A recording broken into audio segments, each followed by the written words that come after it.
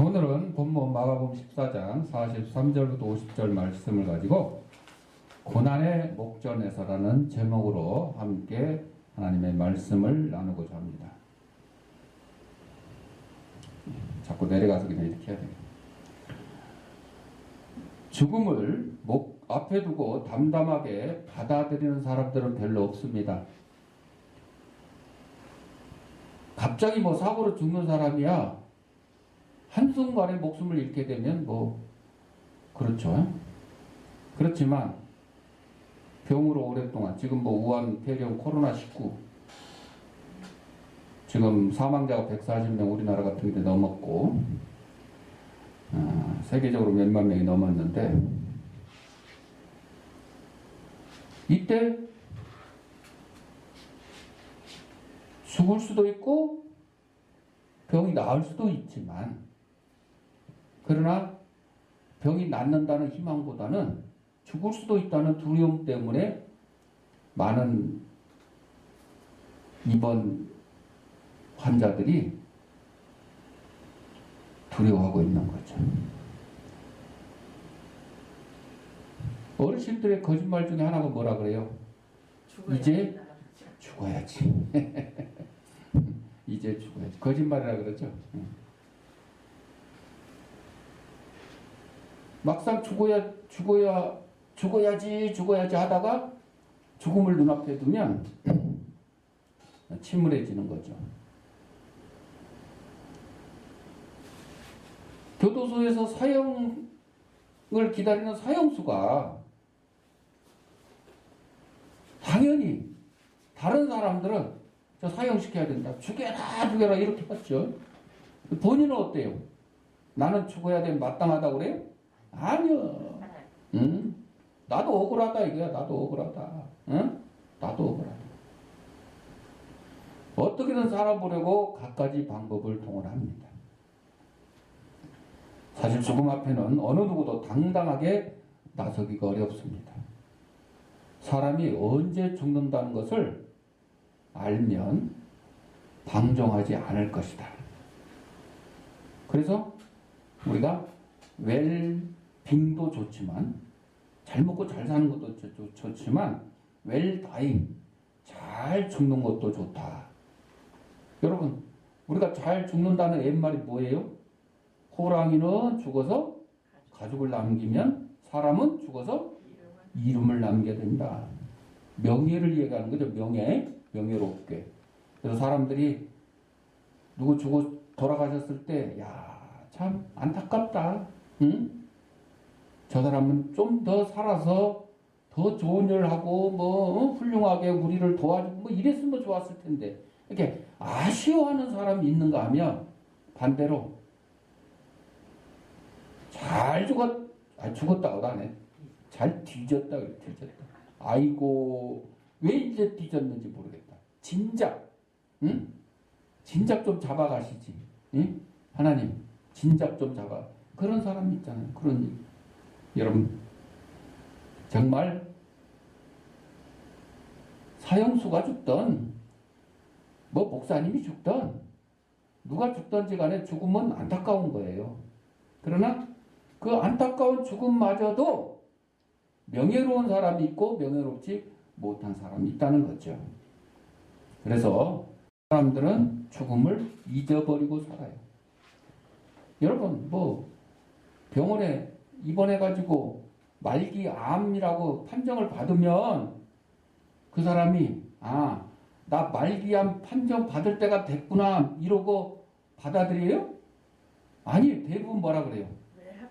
왜 하필이면 나에게 이런 일이 내가 그동안 얼마나 열심히 살았는데 응? 교인들 말하면 내가 하나님 앞에 얼마나 충성을 하고 봉사를 했는데 응? 하나님 해도 너무하십니다. 왜 나를 콕 찍어서 나를 말기암 걸리게 해가지고 날 끌고 갑니까? 여러분 우리 그리스도인들은요 세상 사람들은 그렇게 한탄을 할 수도 있고 원망을 할 수도 있어요. 근데 그리스도인들은 그러면 안 돼요. 암으로 죽든 교통사고로 죽든 편안히 죽든 저처럼 설교하다가 죽든 하나님이 부르시면 예 하고 그냥 감사합니다 하고 달려가야 돼요. 우리 범사에 감사하라 그랬어요. 죽을 때도 감사해야 돼요. 그런데 그게 쉬운 일이 아니죠. 그래서 죽음의 문제로 마냥 고민하고 침울하게 살 수는 없어요. 그렇죠. 준비는 해야 되지만 그렇다고 날마다 아침에 일어나면서부터 아이고 내가 죽으면 시신을 기증해야 되나, 관을 뭘 짜야 되냐, 응? 누구한테 알려야 되냐. 맨날 이러고 있으면 어떻게 살아가요? 그렇죠?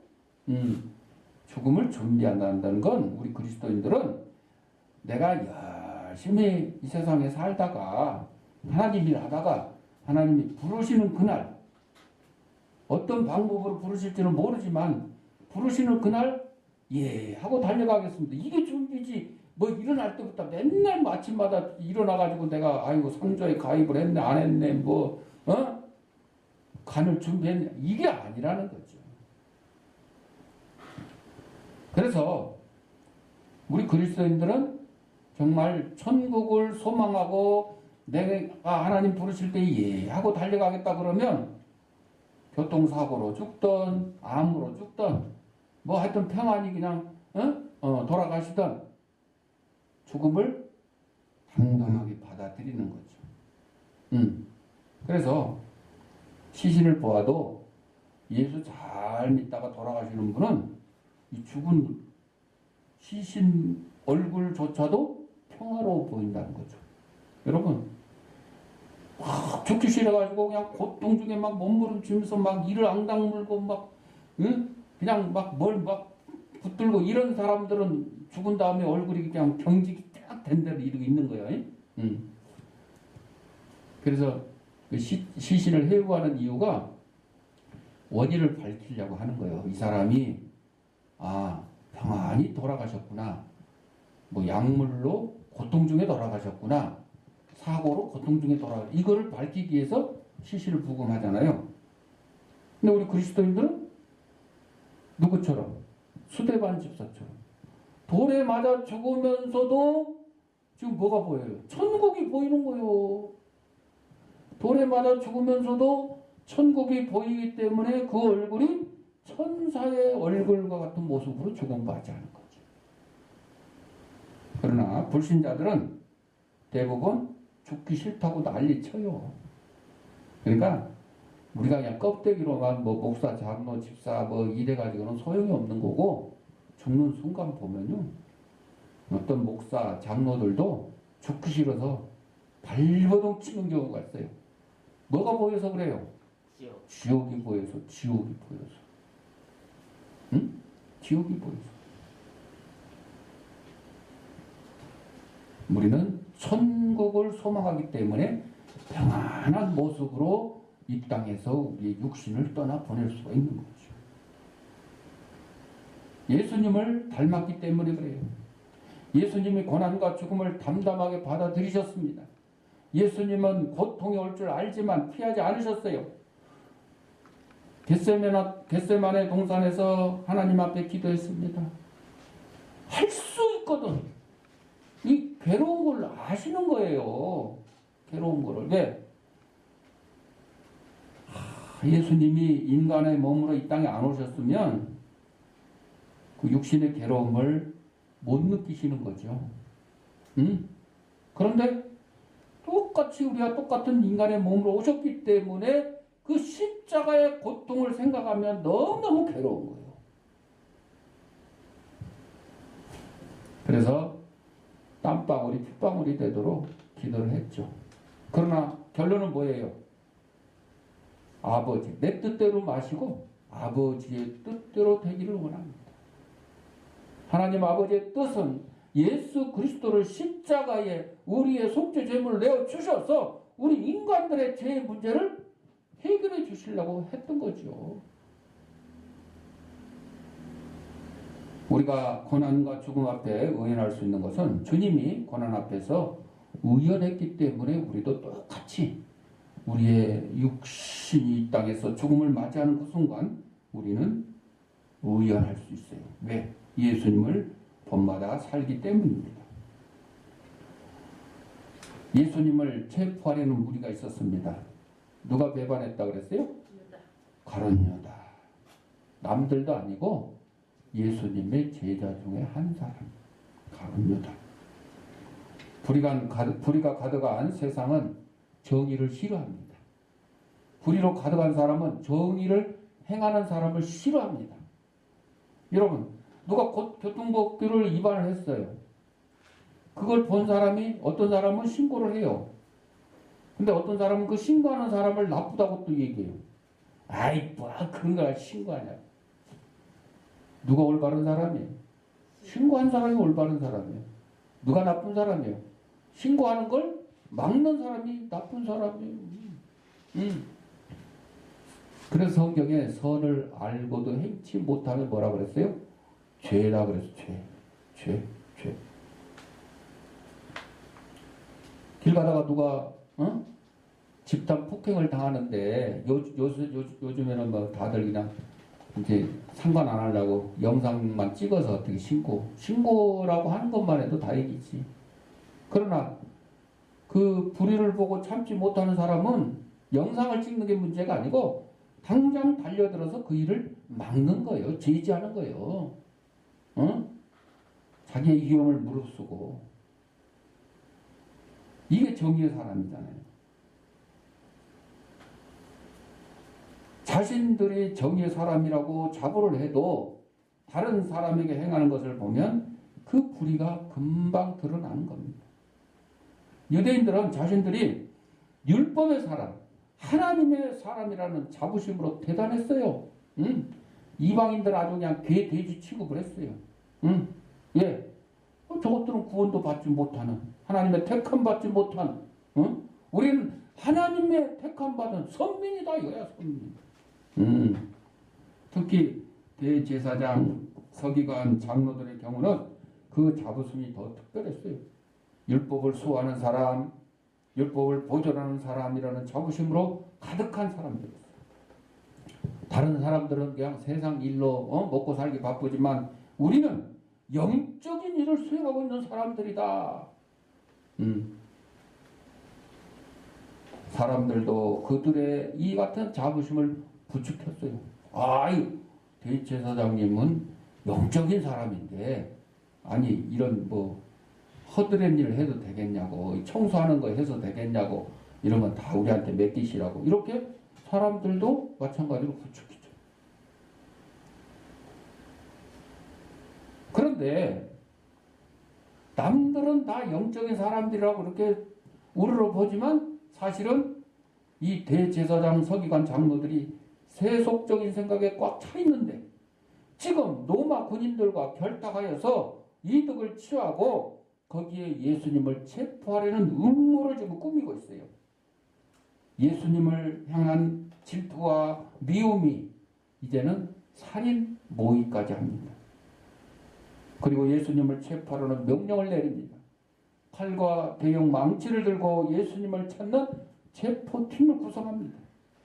자칭 의롭다 자부하는 이들이 살인과 핍박의 우두머리가 또 졸개가 되는 경우가 있습니다. 세상의 권력이 이와 같은 모양을 하고 있습니다. 이제 4.15 국회의원 총선이 얼마 남지 않았는데 정말 제대로 국민들을 위해서 봉사하겠다는 사람보다 어떻게든 이번에 국회의원 배지를 달아가지고 또 현재 국회의원들은 또 한 번 더 달아가지고 내 권력을 유지를 해야 되겠다. 이미 이제 다 어떤 사람들 뒤를 봐줄 것인지 뇌물을 얼마 받을 것인지 다 짜놨어. 계획 다 해놨어. 응? 우리가 모르는 그런 일들이 다 있어. 대부분이고 대부분. 응.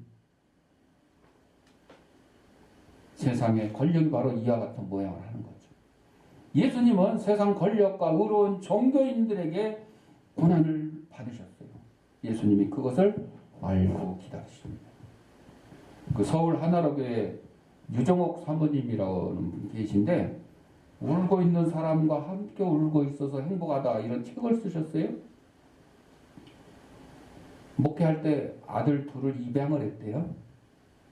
큰 아들이 초등학교 6학년 때 잘 커서 서울 외국 대학에서 우수한 성적으로 입학도 하고 군대도 갔는데 어렸을 때부터 천식기가 있었어요. 숨쉬기가 힘들어. 가래 비침 뭐 이런 것 때문에. 그래 군대 가가지고 마음 아픈 얘기를 들었어요. 왜? 선임병이 자기를 너무 괴롭히는데 꼭 밥 먹기 전에 연병장을 가서 한 바퀴 돌고 와서 밥을 먹으라 그런대요. 그런데 그냥 건강한 사람도 연병장 한 바퀴 돌면 숨이 차는데 평소에 이 천식 때문에 숨이 차 있는 이 아들이 얼마나 힘들겠어요. 남들 5분에 한 바퀴 돌 거 10분, 20분, 30분 걸리고 그러다 보니까 숨이 차니까 뛰다가 쉬고 뛰다가 쉬고 그러다가 밥 먹으러 가니까 밥 먹는 시간이 끝나버렸어. 그러니까 야, 너 밥 먹는 시간 끝났으면 밥도 먹지 마. 힘들게 연병장 뛰고 밥도 못 먹고 굶고 이 얘기를 들은 엄마의 심정이 얼마나 가슴 아프겠어요. 응? 그런데도 다른 사람들 같으면 그냥 중대장 나오라 그래. 야, 막 그냥 막 청와대 야 저기 올려 막 그러고 난리를 쳤을 거야. 근데 이 사모님은 그래 선임병이 너한테 어떻게 대해도 괴롭히든 뭐 어쩌든 지금 괴롭히는 게 절대 대들지 말고 그 말 잘 따르고 하나님께서 그것조차도 손으로 바꿔주실 것이라고 기도하고 잘 견뎌라. 그렇게 말은 했지만 사모님 뭐 본인이 당하는 게 아니니까 당하는 본인 아들을 생각하니까 그것도 입양한 아들이잖아. 입양한 아들. 얼마나 마음 아프겠어요. 그래서 새벽기도 끝나고 아들이 연병장 도는 시간에 자기도 같이 뛰었대. 옆에 초등학교 가가지고 아들하고 똑같이 뛰었대. 그래서 기도하면서 뛰었죠. 하나님 우리 아들 지금 천식으로 호흡이 가빠서 잘 못 뛰는데 하나님께서 건강 주셔서 잘 뛰게 해달라고. 그렇게 사모님도 매일 아침마다 뛰니까 하나님께서 은혜를 주셔서 한 달쯤 지나서 아들한테 편지가 왔는데 어머니 저는 오늘에서야 하나님의 복이 시련이라는 가면을 쓰고 오는 것을 알았습니다. 그동안 연병장을 뛰면서 때로는 화가 나고 자존심도 상하고 그냥 아이랑 내가 그냥 군대 생활 이걸로 끝내고 오늘 그냥 선임병 그냥 어떻게 그냥 한번 콱 뒤통수를 치고 그냥 끝내자 이런 생각까지 했는데 오늘 완전 군장을 하고 구보를 하면서 저는 엉엉 울고 말았어요. 지난번까지만 해도 구보 때는 천식으로 숨이 막혀 제대로 뛰질 못했는데 쓰러졌는데 오늘은 아무렇지도 않게 거뜬히 뛸 수 있었어요. 천식으로 하나님이 그 선임병을 통해서 나의 지병인 천식을 고쳐주신 것입니다. 그래서 그 상관이 너무 고마워서 고맙다고 가서 격려했더니 왜 그래? 의아한 표정으로 지으면서 야 내일부터 뛰지 마 이러더래요. 어머니 뛰지 말라고 지금 안 뛰면 되겠어요? 이제는 스스로 뛰겠습니다. 뛰라는 사람이 없어도. 어머니께 이 기쁨을 할렐루야 소리쳐 보내드립니다. 어머니 제 목소리를 들으면 기뻐해 주십시오. 할렐루야. 고약한 자기 상사를 만났지만 그것을 참고 견디니까 어릴 때부터 알았던 지병인 천식을 고침받은 겁니다. 때때로 이 고난이라는 가면을 쓰고 우리가 가시의 찔림을 받지만 믿음으로 잘 참고 견디면 그 고난의 가면을 벗겨낸 후에 우리에게 예비된 하나님의 은혜와 복을 누릴 수 있게 된다 하는 것입니다. 예수님도 십자가의 고난을 통해서 결국은 다시 사흘 만에 부활하시고 승천하셔서 하나님 우편에 앉아 계시는 영광을 누릴 수가 있게 되었던 것입니다. 요셉이 그랬고 욥이 그랬고 두 번째로 치밀한 계획을 세우고 체포하려 했습니다. 예수님을 체포하려는 사람들이 치밀한 계획을 세웠어요. 왜 그랬을까요? 예수님을 따르는 사람이 너무 많으니까 잘못 체포하려다가는 오히려 자기들이 해코지를 당할 수가 있으니까. 그래서 철저하게 계획을 세웠어. 비밀 작전을 하는 것처럼 가룟 유다하고 시를 합니다. 그냥 우르르 몰려가서 잡는 게 아니라 가룟 유다가 앞장서 가지고 어떻게 하기로 했어요? 예수님한테 볼에 키스를 하면 저 사람이 우리가 잡으려고 하는 예수구나 하고 잡기로 약속을 했죠. 또 제자들과 그를 따르는 사람들이 저항을 하면 이제 제압을 하려고 칼과 망치로 가지고 이제 포위를 합니다. 체포팀 작전대로 이제 시행이 됩니다. 대제사장을 비롯한 유대인들이 어리숙한 사람이 아니에요. 아주 치밀하게 여러분, 도둑놈들이 악한 사람들이 악한 일을 할 때 더 치밀하게 계획을 짜요. 착한 사람들은 착한 일을 할 때 뭐 치밀하게 계획을 짜요? 그냥 가다 엎어진 사람 있으면 이렇게 세우고 배고픈 사람 있으면 먹여주고 막 하는 거요. 그냥 지하철에 떨어졌으면 얼른 들어가서 꺼내오고 계획이 없어. 그냥 닥치는 대로 하는 거예요. 착한 사람들은. 그러나 나쁜 사람들은 아주 철저히 계획을 세웁니다. 예수님을 잡으려고 하는 것처럼. 그래서 세상 사람들은 이런 것을 보고 참, 그래서 요즘에 그냥 영화 드라마 이런 거 보면 막 범죄자들, 깡패들, 양아치들 뭐 이런 것들 많이 나오는데 그 사람들이 뭐 누구를 뭐 돈을 뺏고 뭐 죽이고 유기하고 하기 위해서 계획을 세우는 것들을 많이 이제 보게 되죠. 그런 걸 보고 야, 참 대단하다 이렇게 얘기를 하는 경우가 있습니다. 그러나 아무리 일을 잘해도 그것이 옳지 않는 일이면 그거는 칭찬받을 일이 아니에요.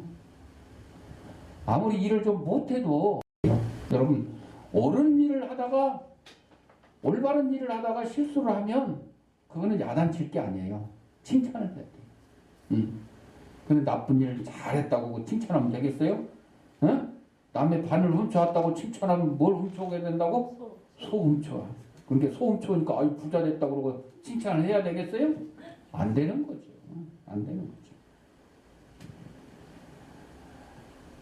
불의한 일을 잘하면 잘할수록 자기에게나 상대방에게 나아가 인류와 역사에 손해가 되는 거죠. 예수님을 체포하는 일이 이처럼 치밀하게 진행됐어요. 악인들은 예수님의 사역이 실패로 돌아가게 하려고 치밀한 계획을 세우고 진행을 했지만 그러면 그럴수록 하나님은 철저하게 그들을 실패하게 만드시는 거예요. 하나님의 계획이 더 치밀하기 때문에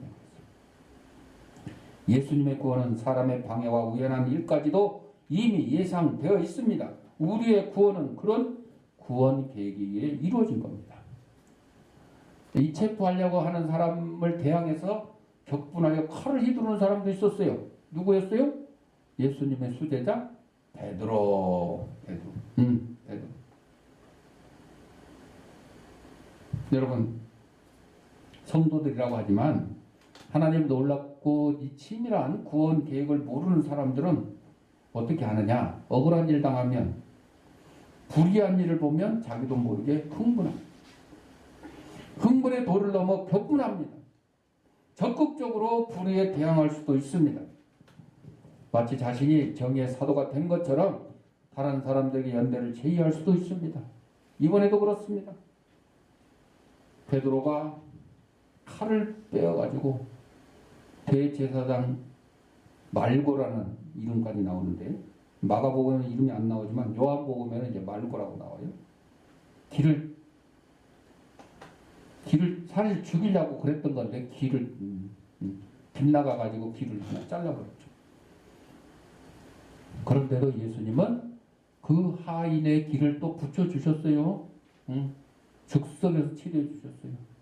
자기를 잡으려고 온 무리들인데 무리들입니다. 베드로가 아주 다혈질이잖아요. 다혈질. 그래서 예수님한테 칭찬을 받기도 했지만 또 사탄아 내 뒤로 물러가라는 또 야단을 맞기도 했어요.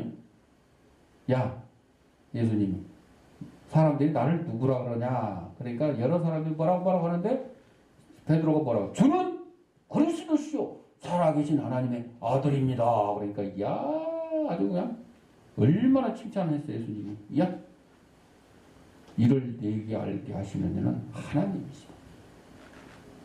그런데 예수님이 십자가에 잡혀서 십자가에 못 박히고 돌아가셔야 되는 걸 얘기를 하니까 그때는 베드로가 또 막았어요. 그런 일이 있으면 안 됩니다. 그랬더니 예수님이 이번에는 야단을 쳤어요. 사탄아 내 뒤로 물러라. 내가 사람의 일만 생각하고 하나님의 일은 생각하지 않아. 하나님의 계획이 중요한 거지 사람의 판단과 생각 이게 중요한 게 아니라는 거죠. 야 우리가 보기에는 아닌데 그러대요? 아니라는 거죠. 하나님의 뜻과 사람의 뜻과 생각은 다르기 때문에. 그래서 현대인들은 애꿎은 고난과 억울한 일을 당하면 못 참는지 대부분 못 참죠. 내가 왜 손해봐야 되느냐. 그런데 우리 성도들은 내가 손해봐야 돼요. 성도가 손해봐야 돼요. 성경에 아예 써놨잖아. 응? 돈을 빌려줬으면 받을 생각도 말해.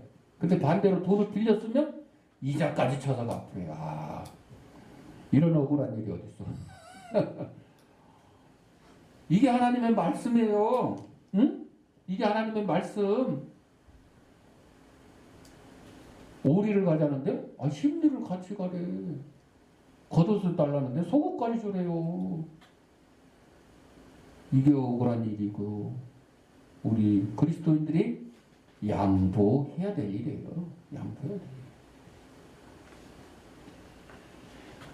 일. 예수님은 당하지 않아도 되는 억울한 일을 우리야 내 생각에는 이런 억울한 일을 내가 왜 당했을까 할지라도 우리는 부족하고 죄악된 인간이기 때문에 그럴 수 있다 그러지만 예수님은 무슨 흠이 있고 무슨 죄가 있으세요? 그냥 하나님의 구원 계획에 따라서 그냥 도구로 사용되신 분이잖아요. 그러니까 예수님을 생각한다면 우리의 억울한 일 이런 것들 다 억울하다고 생각하지 마시고 요셉이 종으로 팔려가고 감옥에 갇히는 일을 당했지만 결국 하나님의 쓰임받아서 애굽의 총리가 되고 또 애굽 사람들 뿐만 아니라 이스라엘 백성까지도 그 기근에서 굶주림에서 구원을 해주는 그런 역사를 이루었다. 결국 요셉도 예수님의 예표입니다. 예수님의 당하실 일에 대한 예표. 마지막으로 예수님만 남아있습니다. 예수님이 체포팀에게 말씀하셨어요. 나를 잡으려고 무기까지 들고 이렇게 고생했냐. 응? 내가 성전에 있을 때 성전에 있을 때 그때 잡았으면 얼마나 편했겠냐. 이렇게 산꼭대기까지 쫓아와가지고 그것도 횃불 들고 밤중에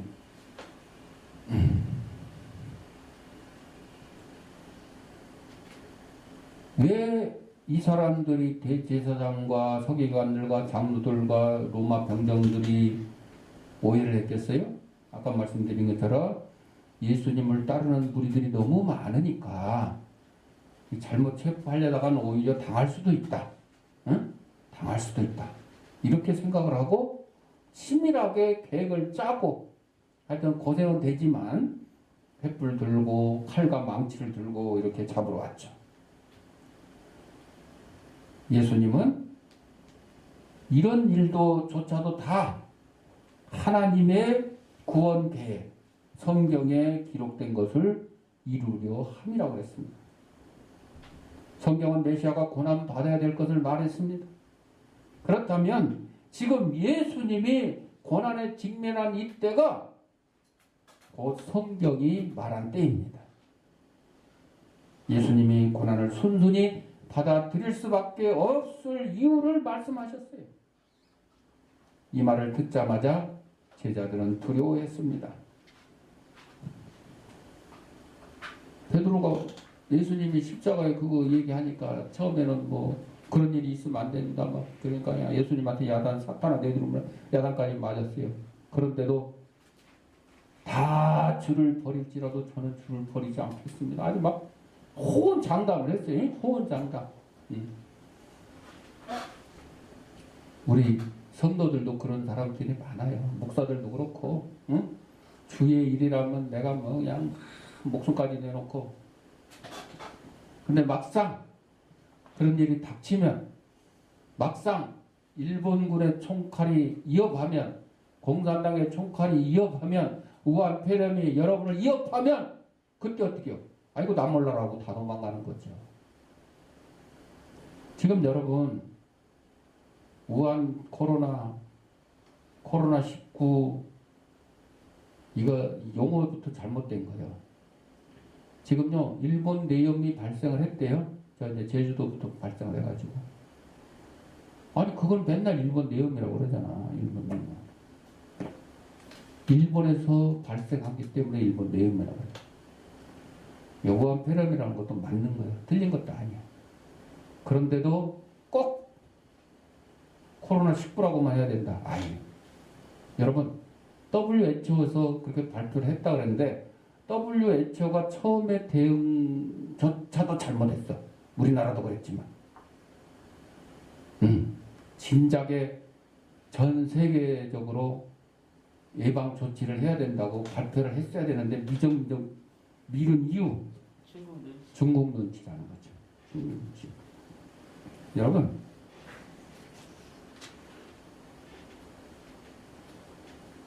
우리 교회가 지금 예배, 응? 뭐 사회적 거리두기 어쩌고 저쩌고 해가지고 지금 예배 지금 중단을 알아서 중단도 했지만 행정명령을 발동해서 뭐 중단을 시켰고 중단을 시킬 것이고 또 말 안 들으면 손해배상을 청구할 것이라고 이렇게 위협을 하고 있는데 이게 잘못된 거예요. 이게 자체가 잘못된 거예요. 이거 자체가 잘못된 거예요. 여러분, 아니 많은 사람들이 실내에서 모여 있을 때 전염병 감염 확률이 높잖아요. 밖에서 있는 것보다 실내에 있는 게 뭐 밖에 야외 돌아다니면서 사실은 뭐 꽃 구경하고 다니고 뭐 이래서 걸리는 사람 많지 않습니다. 여기 뭐 진에 뭐 갔다가 걸린 사람도 있다는데 그 몇 명 안 돼요. 중요한 게 실내에서 많은 사람이 모여 있을 때. 그래서 저 애초에 집회도 야외 집회는 그냥 놔뒀어야 돼요. 허용을 했어야 돼요. 근데 야외 집회를 못하게 하니까 어디로 가서 해요? 실내 가서 할 수밖에 없잖아요. 이런 정책들이 잘못된 거죠. 교회도 마찬가지입니다. 교회에서 교인들이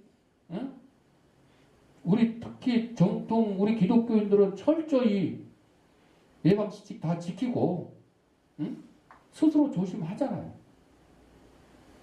그런데 그걸 갖다가 뭐 법으로 강제로 못하게 하고 이게 잘못됐다는 거죠. 잘못됐다는 거죠. 여러분, 일본의 총칼, 공산당의 총칼만 두려운 게 아니에요. 그것만 고난이 아니에요. 우리에게 이런 우한 폐렴 코로나19와 같은 이 전염병도 우리에게도 고난의 이유가 되는 겁니다. 그거를 우리는 싸워 이겨야 되는 거죠. 싸워 이기는 거지 우리 피해 돌아다니는 게 아니에요.